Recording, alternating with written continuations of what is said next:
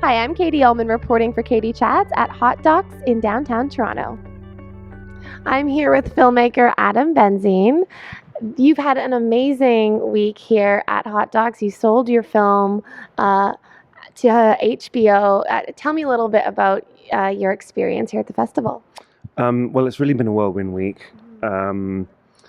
I was a little unsure what to expect going in. I've attended hotDOCS for the last 4 years as a journalist covering the festival. So to be here this year on a filmmaker badge has been a different experience, but a fantastic experience as well. And this has been our world premiere at hotDOCS. It's really launching the film onto the world. So it's been great. I've been at Q&As after all 3 of our screenings. To see the audience reaction, to see the questions that they've had, to see the emotional reactions that they've had. I'm still processing it a bit. Well, congratulations.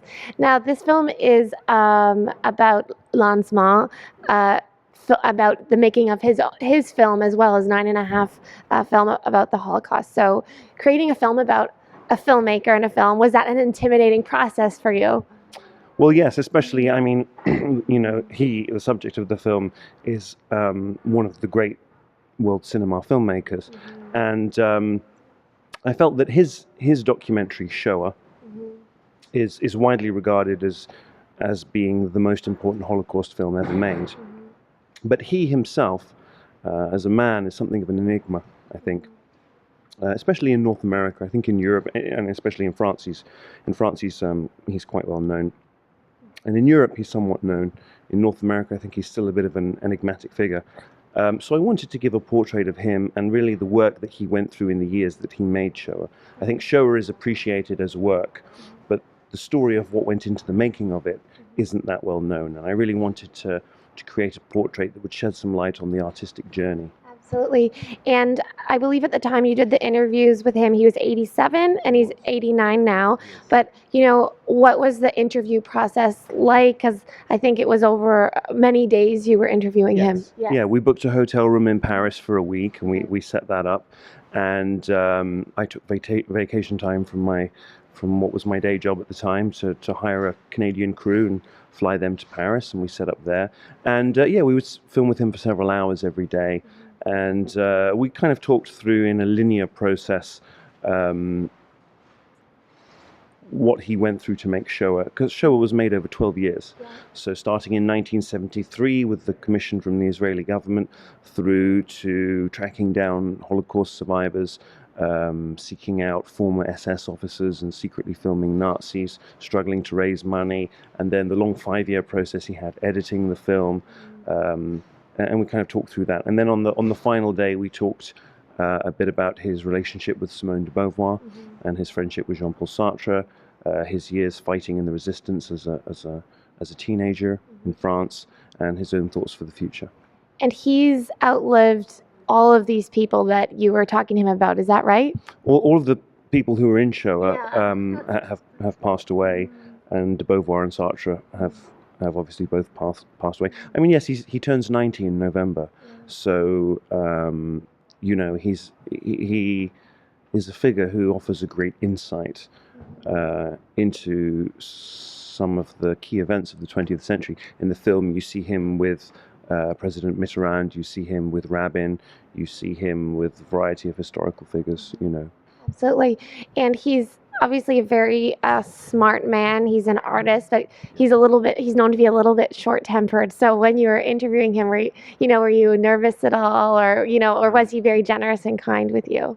Brusque is one of the words that one of the characters at the beginning of the film says. Claude can be brusque, and I think that's a fair assessment. But what I found in my research, because I spent 2 years doing research into the topic before I got the interview with him, is that he's often short-tempered, I think, if people haven't done their research. And they don't. Fair enough. They ask him questions which they should know the answer to. So, for example, his classic film Shoah doesn't have any archival footage in it. It's all filmed in present day. And if people at Q&As for screenings say, why isn't there archival footage in Showa? He'll sometimes say, I've written about this in my book. Why are you asking me this question? Mm-hmm. So I think that once he saw that I had quite a detailed appreciation of what went into the making of Showa already, and that I was asking him these questions so that he could tell the story rather than so that I could find out, the interview was, I've done hundreds and hundreds of interviews, and I think it was probably the most remarkable interview I've ever done.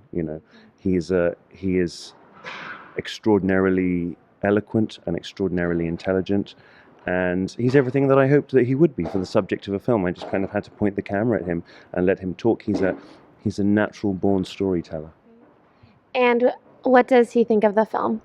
He hasn't yet seen the finished version of the film. We only finished it about 12 days before hotDOCS. Okay. I travelled to Paris last October and showed him just about half of the film, and he liked that very much. He had a lot of comments. I think it's fair to say it's not the kind of film that he would make as a mid-length film. Some of the choices that I've made to use music, we have a beautiful soundtrack by Uhlmann, and to use archival footage, are not the choices that he'd make. But I hope that he'll appreciate that it's a loving portrait. And certainly the reaction here at hotDOCS has been nothing but admiration for him and the battle that he went through to make this masterwork. And where's the best place for us to find out more information on Lanzmann online and to follow all of its progress? Well, we have a page, facebook.com/LanzmannFilm, LanzmannFilm.